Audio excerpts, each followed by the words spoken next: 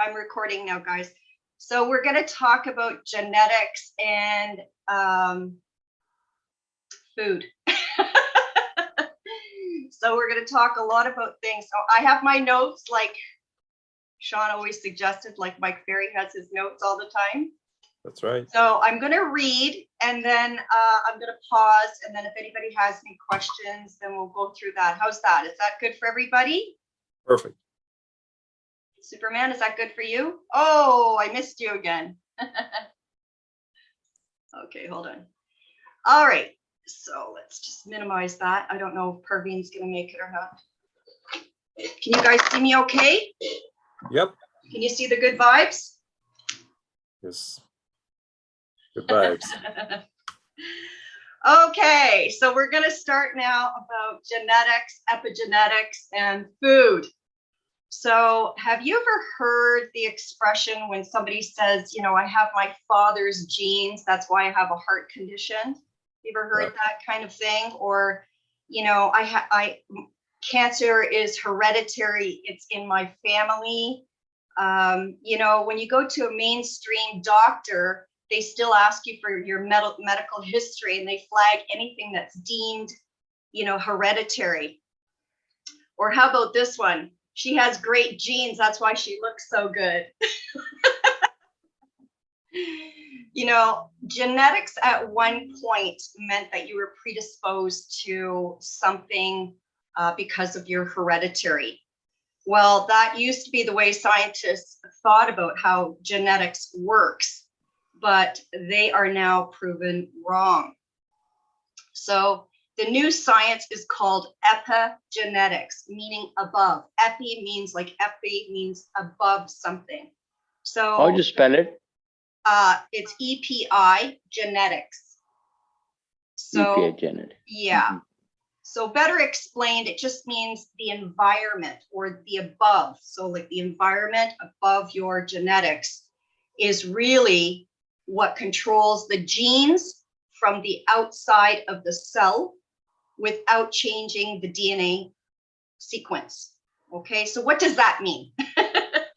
It means that your behavior and your choices affect your environment, which then affects the way your genes work. They either produce health or they produce disease. And so what do I mean by environment? So environment could be your lifestyle choices. So that could be alcohol, smoking, drugs, being sedentary, you know, listening to loud music, watching violent movies, versus, of course, not drinking alcohol, not smoking, not taking drugs, exercising, and listening to and watching non-violent movies and listening to, you know, softer music. So that's lifestyle choices. So that's the environment that you choose. You need to choose, you know, the negative or the positive. And then we go into behavioral choices. So environmental is also behavioral choices.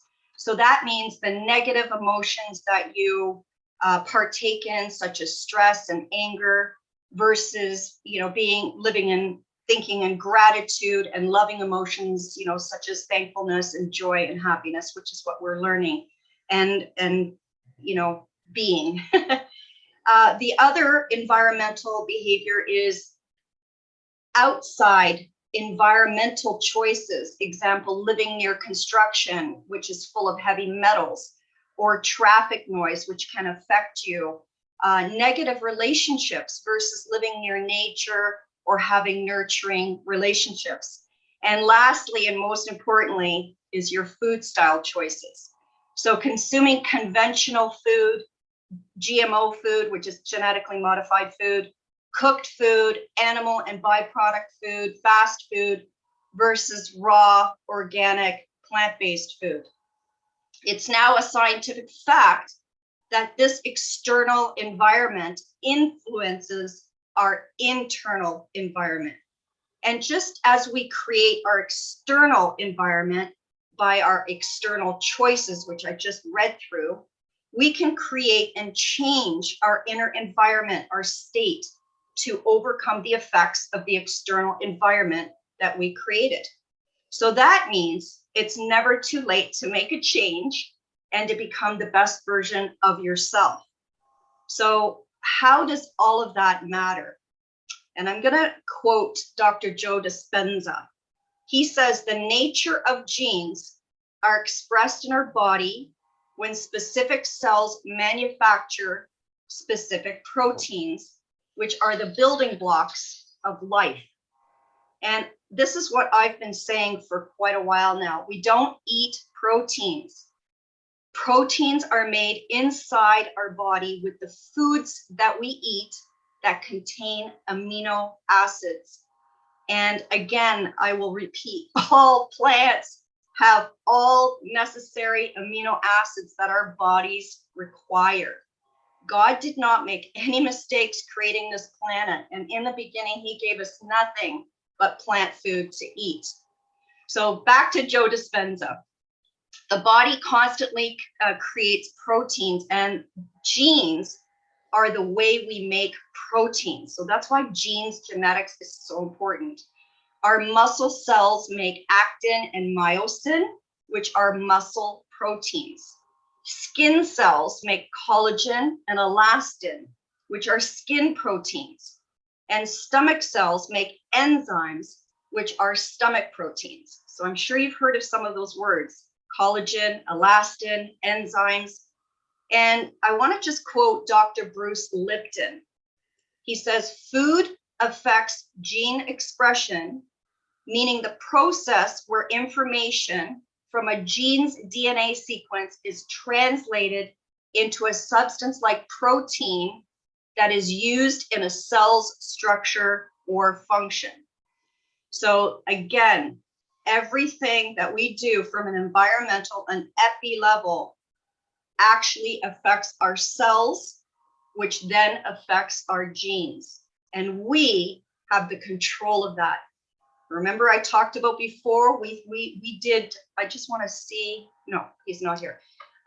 Before we talked about that we were almost like victims of our hereditary. You know, when people say, oh, I have this because it's, you know, hereditary. False. It's been proven false by scientific fact. So I'm going to go into something a little bit even smaller, just to sort of, so you understand how deep this actually goes. The microRNA, we've all been hearing about mRNAs. RNAs are acids that are present in all living cells. And these are the messengers from our DNA to produce the proteins. So these epigenetic mechanisms come from the food that we eat and is picked up by our cells to regulate our genetics. So we're back to food again. So the old saying is, you are what you eat, couldn't be more accurate. So the good news is that we can alter our own genetics by the food we eat. Isn't that incredible? It's like amazing, actually. So if you choose to consume conventional foods, now conventional foods are chemically sprayed. Okay, remember that. If it's not organic, it's conventional and it's sprayed with chemicals and toxins. If you choose GMOs, which are genetically modified organisms, okay, these have never been natural on our planet. And therefore, we have no idea of the effect of these GMOs in our bodies, okay? And these GMOs are unknown mRNAs. So if you also choose cooked or baked or fried food, you are killing the vital micro mRNAs, nutrients, vitamins, and minerals, if you do that. So back to raw, organic, plant-based foods. Organic, because it's in its most original state and it doesn't use any toxins, any chemicals, any artificial sprays whatsoever. Raw, because the mRNA is intact, and from that, the makeup of the food goes into our cells. and plant-based because it's the closest to nature and it's really what God intended us to eat. And it's a scientific fact that the food we eat influences our biology, our genetics, and in turn, ultimately, our health. So therefore, we are no longer, as I mentioned before, victims of our hereditary. Just think about that. We're in control. Our genes control our health. And so back to what I said earlier, we can control our genes by controlling what we consume, what we eat, and what we drink. So if we eat healthily, our genes will act healthily. So I'm going to just end this and then we'll open it up to questions. There's a quick fact that I just would like to tell you. This kind of blew my mind when I read it. We have over 50 trillion cells, all controlled by our environment and the environment we choose to live in, behave in, and consume in, which is all controlled by our thoughts. Everything. Also, we lose hundreds of billions of cells every single day through our skin, our bone, our muscle, and our brain. And we have to replace that. So it's time that we choose to eat and drink and feed and nourish and grow and expand ourselves into healthy beings that we want to be. And there are no more excuses. What do you think of that, guys? No more excuses. No more excuses for, saying that, I have a bad heart because my father had a bad heart. It doesn't work like that anymore. So when you know better, You do better. you have to do better. Exactly. Yeah. And so now breaking it down, why food is so important and why choosing, and again, incorporating as much raw plant-based foods as you can, you're doing your body good. You're actually doing your body a disservice by picking, cooked and fried and baked and GMO and conventional foods. Conventional foods, if they don't have the label 9, they are a conventional food. I went through this with one of my last videos. So it's very important. The organics, they have to go through almost 7 years of, cleaning their soil, adding the proper nutrients to their soil to be deemed certified organic. There are a lot of small farmers that do not have the financial wherewithal to go, certified organic, but they use herbicides, to control the pests and things like that. And they use natural pesticides rather than chemical toxin-filled pesticides, which conventional foods want to do. So when you see, super large carrots, you see super big onions, you see big, volume, that that's a conventional food. Organics just doesn't grow like that. And so it's so important to not only support your farmers, but to support anything that is organic. And people say to me, it's so expensive. Yeah, because they have to go through 7 years, whereas GMOs can spray anything they want. And they're polluting not only our soil, they're polluting our environment, and they're polluting our bodies without any regulation whatsoever. And it wasn't until years ago when people started to stand up against GMO. And now the only label we have is either it's certified organic or non-GMO. And even if it has the label non-GMO, it's only talking about certain ingredients in the back of the package. Not all ingredients are organic. So that's why I keep stressing to everybody, choose organic. Your health is your wealth. Yes, it's more money.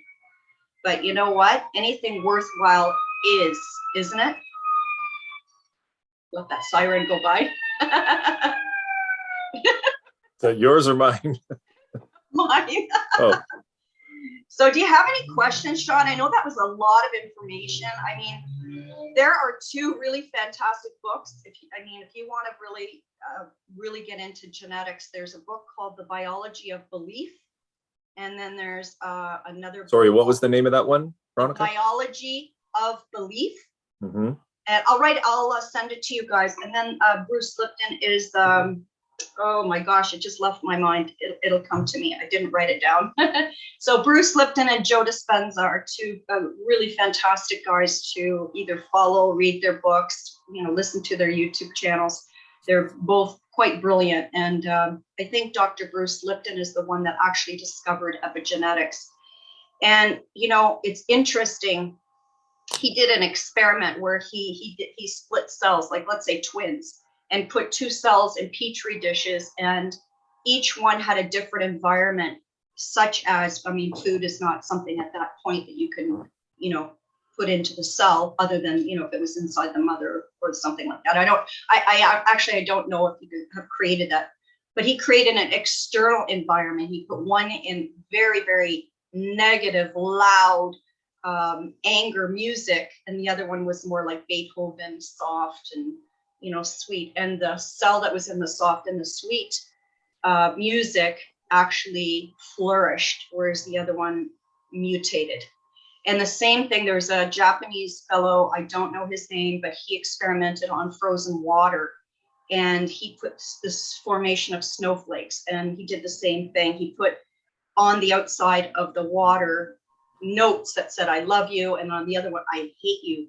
And the one that had that I hate you actually mutated and didn't form into a beautiful snowflake, whereas the other one did.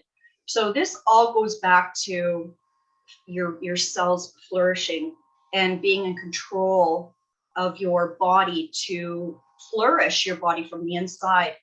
And we're learning about flourishing our minds through, positive conversation and talk and reading and repeating.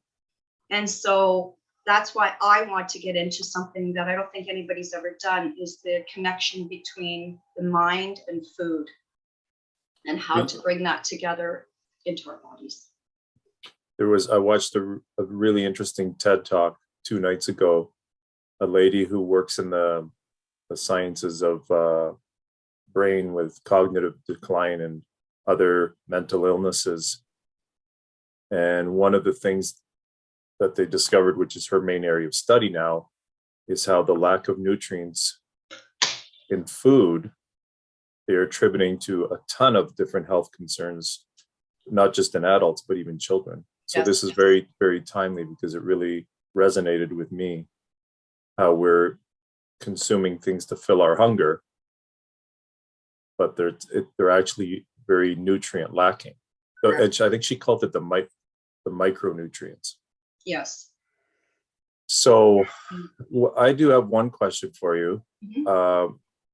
I can kind of envision doing the plant-based through like lunch and dinner easier, because those foods kind of pop out, having vegetables. What about for breakfast? Well, you see, the more you give your body proper nutrients, the less your body wants the garbage food. Okay. And the garbage food is basically food that fills your stomach, but doesn't nourish your body. Okay. So like the potatoes, the rice, the pasta, it fills, it does not give you nutrients. So I can only talk about myself, Sean. I've gotten to the point where in the morning, I'm in the mindset of fasting. Like I want to continue my intermittent fasting. So I extend my fasting in the morning with liquids, drinking lots of water. And then what I do is I add a lot of liquid supplementation to my waters. Like I take my liquid vitamin B, my liquid vitamin C. I have collagen, which remember I told you was the skin cell protein. So I take a lot of supplements in the morning because they're all water soluble based. So I don't want to mix it with food.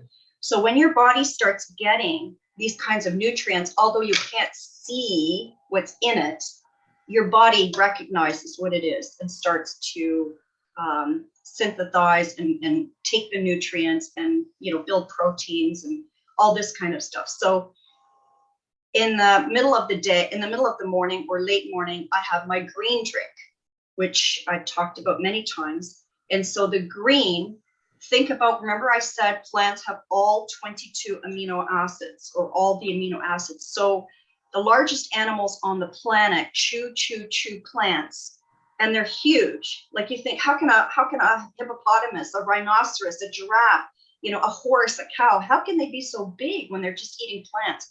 It's because what they're doing is they're breaking open the cellulose of the plant and exposing the amino acids, which turn into protein, the building blocks of your life inside your body. So the greens, because the amount of greens that we need to eat, it's very difficult. So by putting it in a Vitamix, it breaks it open. And so you drink amino acids, in essence, protein. So that's why, again, in my green drink, I put other things. I put oils.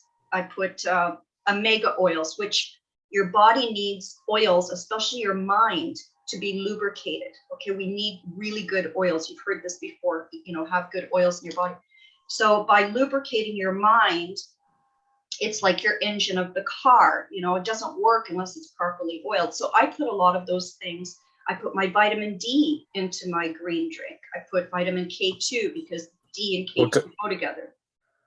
V, what kind of oil would you put in a green drink? Like a sesame oil or something? No. It's called, the best brand that I use is called Udo, UDA. Yeah. 369. Can you repeat again? Yeah, UDA. UTAT like Tom? No. Umbrella, Donald, Apple. UDA. 369. And I buy the DH, which is plant-based. I don't eat any animal byproducts. So UDA 369, but DH means it's vegan. Correct. It's actually, yes. So I put that in my green drink. I put my vitamin D and K2, which go together, and my vitamin A. Because it's not a fish oil. So in the morning with your green drink, you're not getting a blast of fish oil. You're getting a neutral tasting good oil for your brain. Cleaner. More. I was thinking more about the taste. Listen, I'm going to tell you something. A green drink is supposed to be mostly bitter. Right. Bitter is better for your body. Again, it's mindset. You're not there to really enjoy it. Food is fuel. And my green drink, most people could never handle what I drink because it's not great tasting. And I have to tell you, there are times where I drink it only because I know what it's doing to my body, not because I'm enjoying it. Okay, because when you start adding all the sweetness, that takes away with the purpose of a green drink. And the thing is, you want to stay away from high sugar fruits anyways. It's not that great. That's why my green drink, I add high antioxidant, which I did a whole video on, like berries. The darker the berry, the more full of antioxidants it is. Blueberries, blackberries, boysenberries, then go, what's the stuff that you have at Thanksgiving? Cranberries and acai berry. And then it goes into raspberries and strawberries, okay? And so if you really did want some sweetness, you could add half a banana. And also peanut butter is really good. Like I put in almond butter, I put a big scoop of almond butter in there. I love it. So just to recap, in the morning, I've got B and C. And then in my green drink, I have A and D. So A, B, C, D. All my vitamins are in my liquids. So to answer your question, Sean, by lunchtime, I have no hunger because I've got everything that I need in my drinks. Then I have my big salad, and in my salad, I put in, again, you have to look at your food as fuel. You're fueling your body, you're fueling your cells, you're fueling your genes. So you have to add more fuel to it. So you can put in a healthy, fat, like an avocado, organic avocado.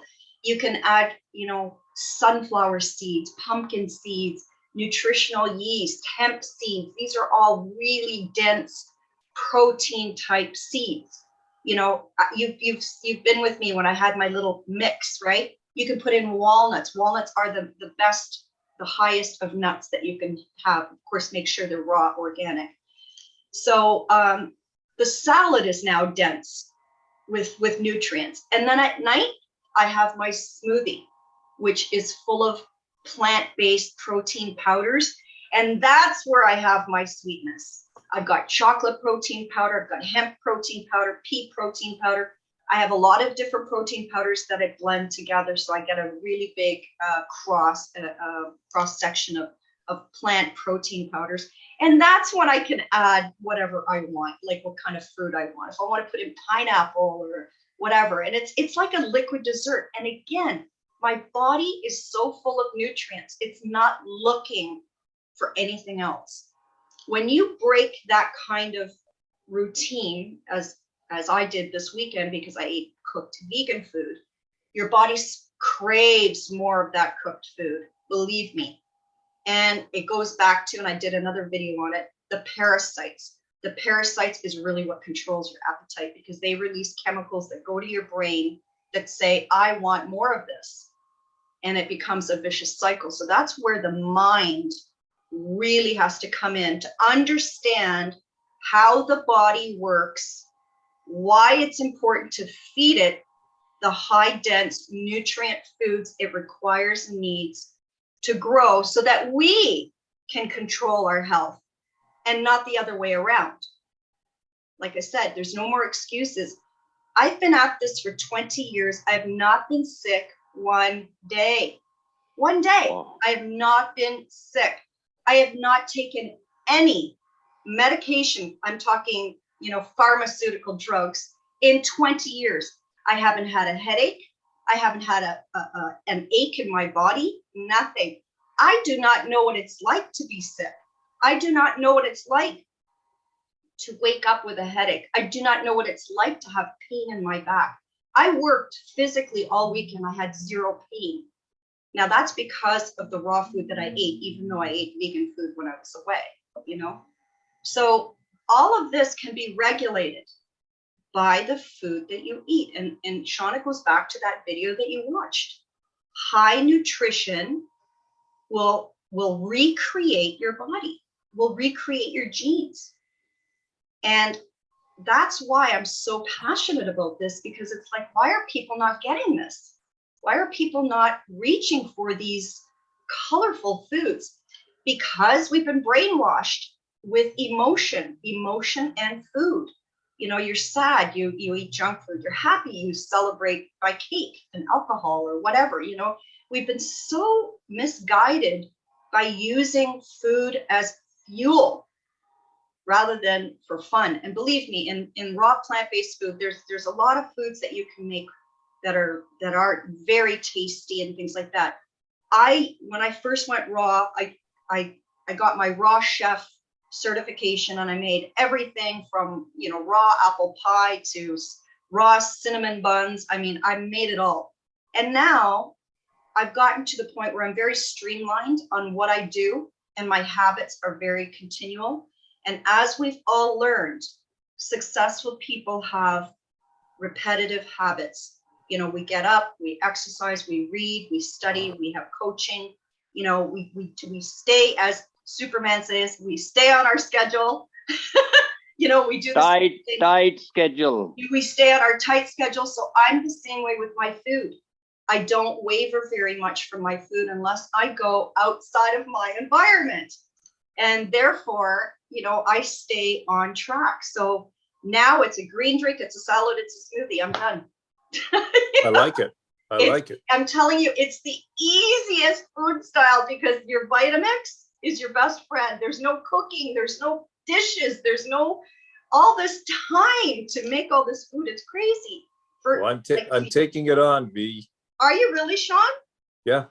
I'm really proud of you. I think that's really fantastic, and I will help you.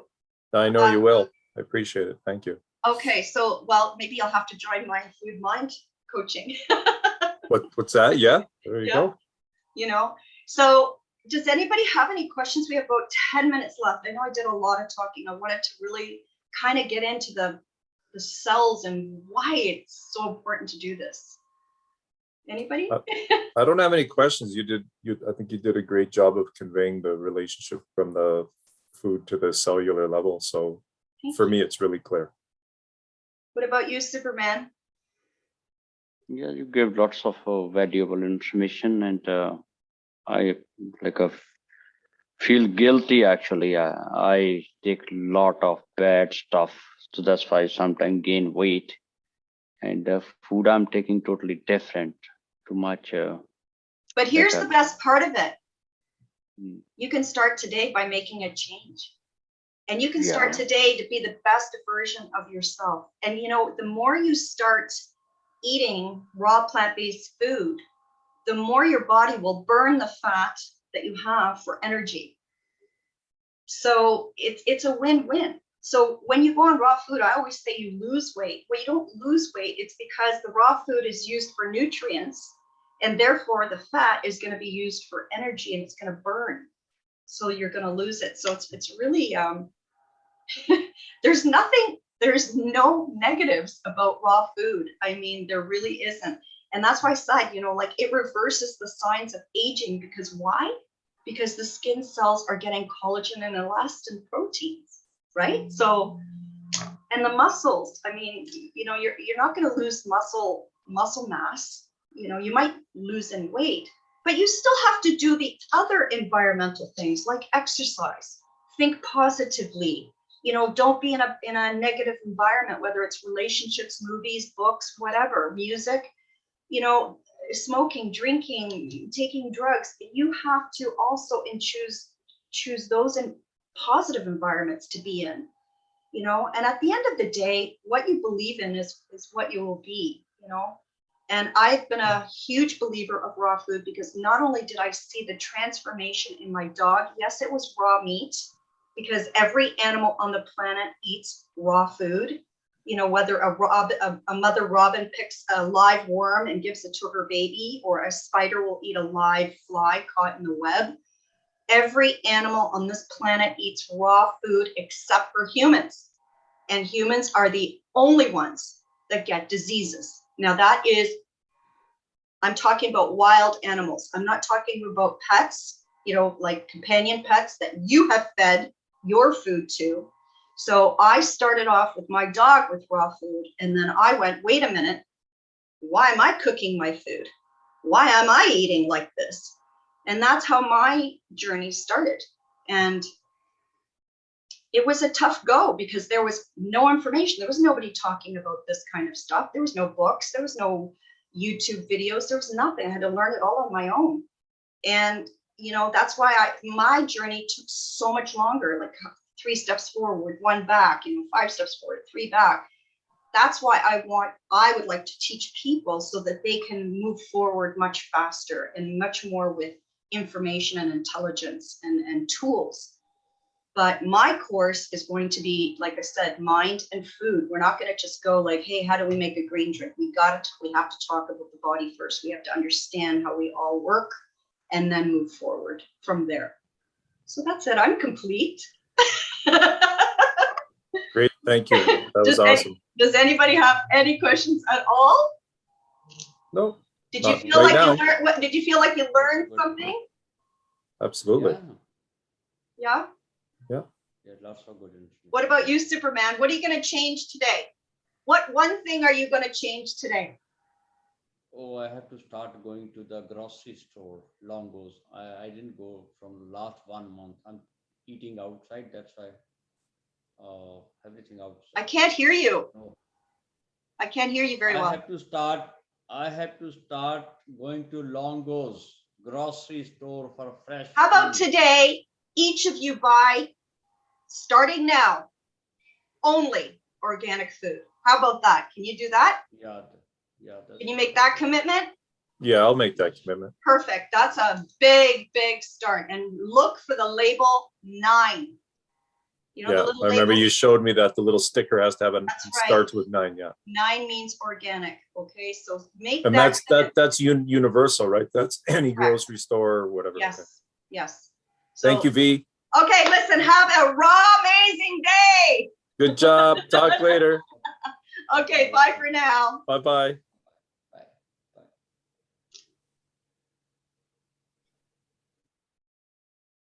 So I hope you enjoyed this about genetics and raw plant-based food. And if you are interested in changing yourself and you need some help, I'm here to help you and I'm here to be of service to you.